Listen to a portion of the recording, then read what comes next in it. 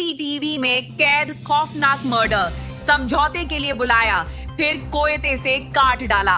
अमरावती प्रेम प्रसंग का खूनी अंत मर्डर, सीसीटीवी में कैद 3 नाबालिग समेत 4 आरोपी चिन्हित। अमरावती से एक ऐसा सीसीटीवी फुटेज सामने आया है जिसे देखकर आपकी रूह कांप जाएगी। प्रेम प्रसंग के एक पुराने विवाद को सुलझाने के लिए जो बैठक बुलाई गई थी, वो चंद मिनटों में एक खौफनाक खूनी खेल में बदल गई। राजेंद्र कॉलोनी में 24 साल के शेख अफाक पर दिन दहाड़े कोयते से ताबड़तोड़ वार किए गए। हमला इतना बेरहम था कि युवक का एक हाथ लगभग कट गया और अस्पताल में इलाज के दौरान उसने दम तोड़ दिया।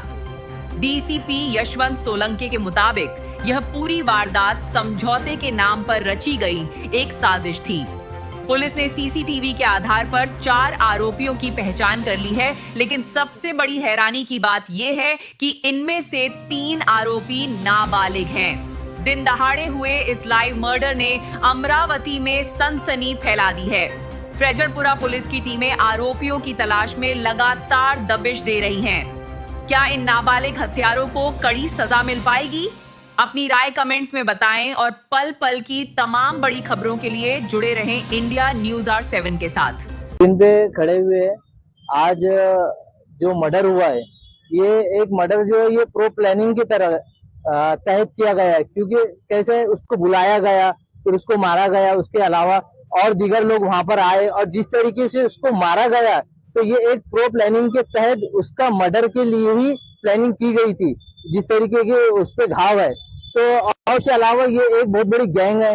तो मैं ये चाहता हूँ कि प्रशासन से कि ये गैंग के पीछे किसका हाथ है, ये गैंग कौन चला रहा और इनको कौन सपोर्ट कर रहा है, इनके मोबाइल का सीडीआर भी निकाला जाए, इनकी जांच की जाए और इन पर एनआईए की जांच की जाए, ताकि शहर के अंदर जितना भी वातावरण हो रहा है, ये जो गैंग वार चल रहा है और इनको कभी कोई सजा नहीं हो रही, इस वजह से इनके हौसले बुलंद हो रहे, इनके बेलें ले ली जा रही है। जो ये कुछ लोग जो है ना अपने शहर के, इनके बेल ले रहे, जो ये गैंग वार चला रहे, तो इन पर भी कार्रवाई होना चाहिए।